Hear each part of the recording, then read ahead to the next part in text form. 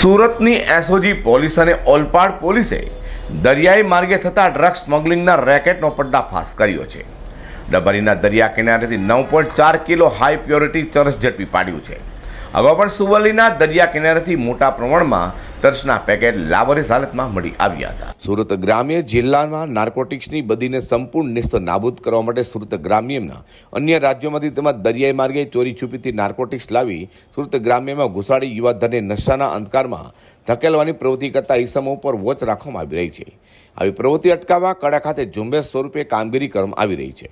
Olpad police અને SOG પોલીસની અલગ અલગ ટીમ બનાવી દરિયાઈ માર્ગે ડ્રગ્સની સ્મગલિંગ કરતા ઈસમો માહિતી મેળવવા પ્રયાસો હાથ ધરવામાં આવ્યા હતા.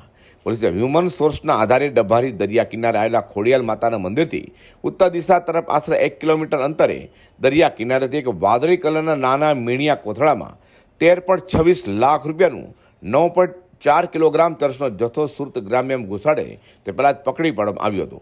ચરસ અંગે પોલીસે આગળની તપાસ હાથ ધરી છે. અઝર કુરેશી સાથે હર્ષદ સેઠા.